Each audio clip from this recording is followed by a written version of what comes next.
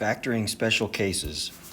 There are two types of special case factoring when doing quadratics. The first is difference of squares, and the second is a perfect square. So we'll talk about difference of squares, and we'll talk about perfect squares and how to factor them. Let's start off with difference of squares. The word difference means to subtract. If I'm looking at the difference between two numbers, I'm subtracting two numbers. So you can identify it by the fact that you're subtracting two terms.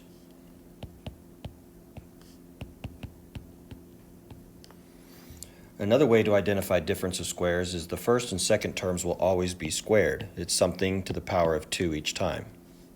When we factor difference of squares, one ends up being plus and the other minus. And it's basically the square root of what was being squared. So if you know your squares, it makes this a quick and easy process.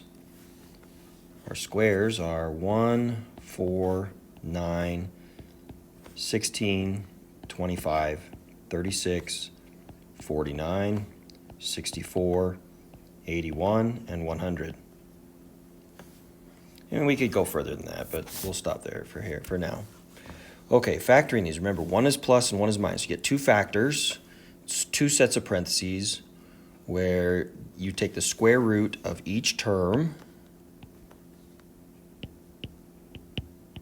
and one of them is plus and one of them is minus.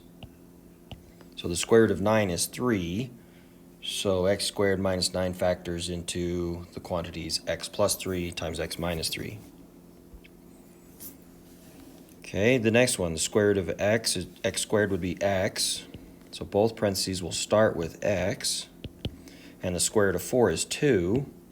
So both will end with 2. One of them is plus and one of them is minus.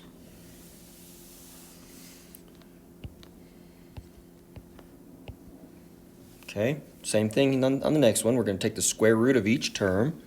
So 5x at the beginning of each. And 6 at the end. One of them gets a plus and one gets a minus.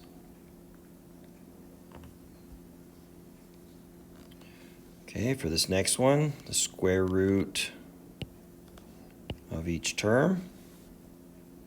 So we get 7x plus 9 and 7x minus 9. This next one is difference of squares, but there's a GCF. Always look for a GCF. There may not be one, but sometimes there is. On this one, each of them is divisible by 2, so we have a GCF of 2. Oh, let me back up. That would be now 9x squared minus 25. Now we can see its difference of squares. We can take the square root of both terms. Don't forget the GCF.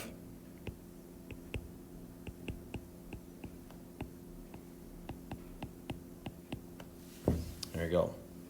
That's called difference of squares. There's two terms and there's a minus in between. They're both squares. Both terms are squares. Now let's talk about perfect squares. Perfect squares start and end with a square, just like the difference of squares, but it's a trinomial. There are 3 terms. So I can tell it's a perfect square when it starts and ends with squares and has 3 terms. The even will also always be an even number. So you can tell by the fact that it's an even number always in the middle.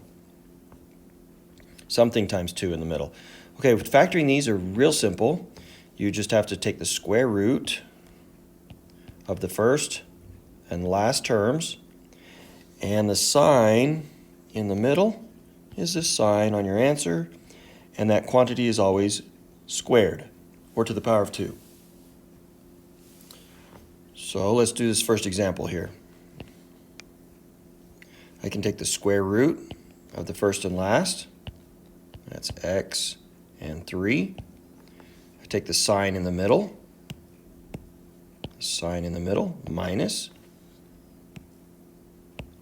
and it's to the power of 2. Easy enough. This next one is almost the exact same, except for it's a plus in the middle. Quantity squared. Perfect squares are basically, both parentheses are exactly the same, hence we can put it to the power of 2.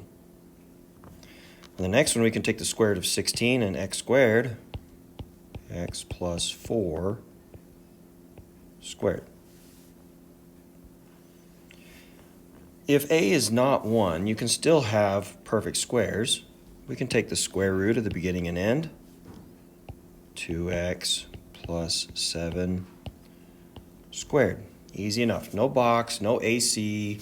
We can just go right to the answer when factoring perfect squares. Okay, same thing. Take the square roots.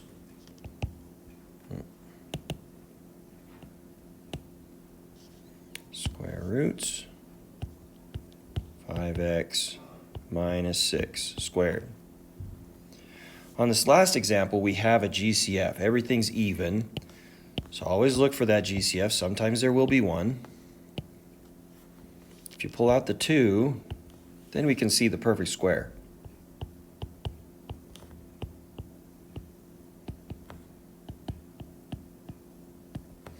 Always pull out the GCF if there is one.